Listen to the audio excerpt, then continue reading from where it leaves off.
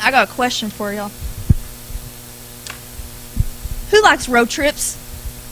Yeah, I know my whole family needs to raise their hand on that one. When we go on a road trip, it's not just a normal road trip. I dread going to the destination that we have.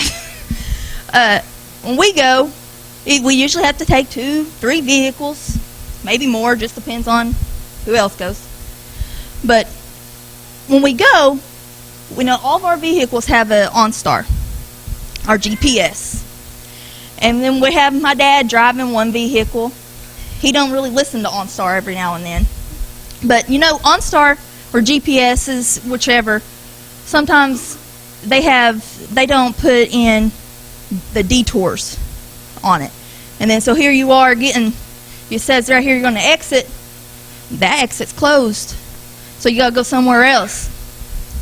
You know, we have our GPS just like a vehicle does. Our GPS is the Bible. And sometimes when we sit there and when we get on our GPS, when we read our Bible, we still detour. It's not always a straight path there. And I have detoured. I know I have, but I'm back. And I'm stronger. I'm 10 times stronger than what I was. When we get there, finally we get to our destination, I'm relieved. I'm like, get me out of this vehicle because we've made 10 million stops. And you can ask my mom, you can ask my family. I believe in when we're going to get to the place we're going to get, I don't like stopping. I don't like stopping 50 million times for a restroom and then stopping and getting something to drink and then stopping again for the restroom. Oh, I don't like it. But we're going to take a road trip tonight. We're going to take a road trip to the Potter's house. So if y'all can come, y'all join with me, we'll go. We're going to start in Jeremiah 18. And bear with me, I'm going to be skipping, reading and then talking and everything. So it first says 1 and 2. This is the NIV. So this is the word that came to Jeremiah from the Lord. Go down to the Potter's house, and there I will give you my message. Go on and read 3. So when I went down to the Potter's house, and I saw him working at the wheel, but the pot he was shaping from the clay was mirrored in his hands. Who knows what mirrored means? Well, I've looked it up just in case somebody knew. Mirrored means impair of the appearance of disfigured, impair of the quality of spoiled. Think on that. My text for this is Isaiah 64 and 80. Isaiah 64 and 8.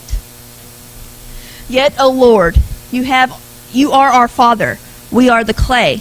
You are the potter. We are all the work of your hands. God is all the time working on each and every one of us. He's always working on me and all of my faults, because Lord knows I have them. I'm not perfect in any means. When a potter starts on his project, he already usually knows what he has in plan, on his mind. And I looked it up on how they actually do it in steps and everything. And there's a lot to it. I'm so glad I'm not a potter. I'm not into that kind of stuff. But he already has it in his mind.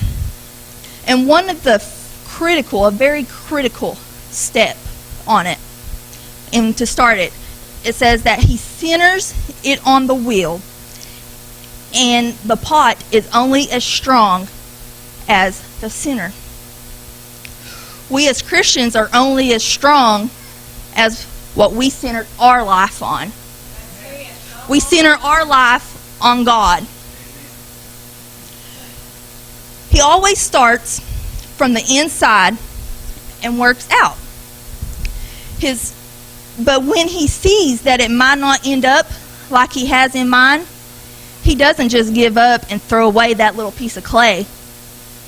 He grabs that clay, he just sits there, wads it back up, and starts shaping it into something else, something amazing. It's usually better than what he has in the first place.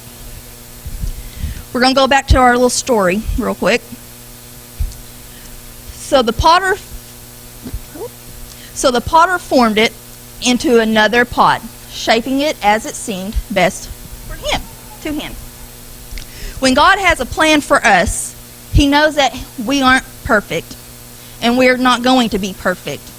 He starts us as a lump of clay, starting from the inside out, and when we mess up and let the world get involved, God doesn't say, well, forget about that one.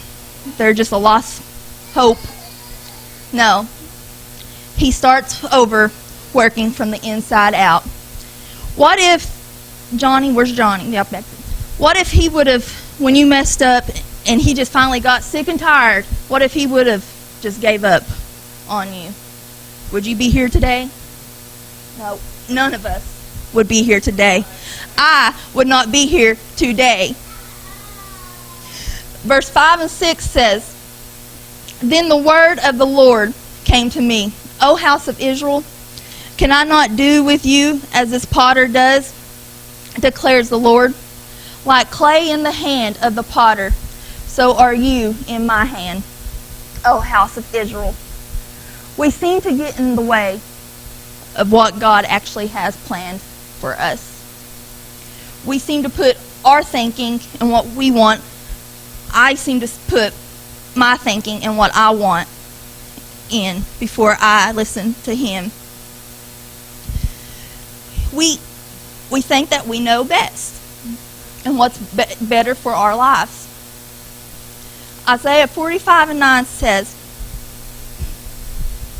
What sorrow awaits those who argue with their creator? Does a clay pot argue with its maker? Does the clay dispute with the one who shapes it, saying, Stop, you're doing it wrong? Does the pot exclaim how clumsy we can be? So why do we argue? God is our potter, and we are just the clay. I'm going to tell you a little bit about my road trip. Although I'm not perfect, I'm human. And God has had to restart the story and the progress of my life several times. And I'm not proud of that. But that's all part of the road trip. Yeah, it was fun for a season, but that's just it. It was a season. One day,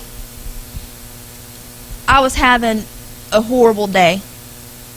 And I was fighting with God majorly because I just had this anger built up inside me for what I thought he was doing to me, you know. And I was sitting there and I was driving because my work, I just drive a lot pretty much. But like I was listening to Caleb and I've been praying all day. And I had a text. I got my phone and I was texting this guy in the church. And you know, I just let it all out. And he was sitting there talking to me and telling me some things. And about that time, I came to a crossroad in the road. And every road trip you come to crossroads. But I came to it, and this was right when all the snow and all that just happened and everything. One to my right, I looked down this road, and it was wet, muddy. I've already drove down that road at least 6 times that day. Almost went to the ditch at least 6 times that day because I cannot drive on that kind of stuff. But it went. And then onto my left, there was this paved road. Both roads would get me where I need to go. But which ones would be the better road? You know, and about that time, this song came on the radio, and it was that dare you to move or whatever, and I was just like, wow, like it just hit me. But and as I looked, I said, well, I could take this road, I could take the road to my right or to my left, and then I just so happened to look in my rearview mirror, and it just hit me. There's nothing left for you behind. So why not choose your direction? Either way, you're going to get to where you're going. But one road to my left is a safer road, is a better road. There comes a point in your life when you just simply need to grow up. And aren't we glad that we serve a merciful God? I know if he was anybody else, they would have already given up on me a long time ago. And I'm so glad that he did not. I'm so glad that I'm not a finished product. He's still molding me. We used to sing this song a long time ago in, I guess what you call my children's church. But it's, he's still working on me to make me what I ought to be. It took him just a week to make the moon and the stars. Is that right? Oh, but he's still working on me. I'm not finished in no means. We're not finished at all. And I cannot wait to see where I go and where he takes me, because he's not finished working on me.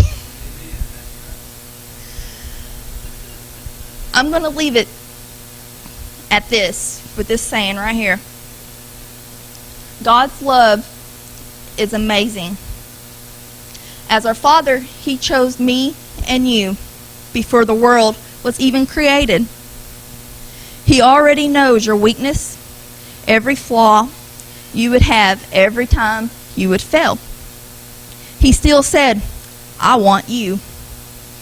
He still says, I want Ashley. He still sits at the wheel molding you into what he has planned for you. You'll stand.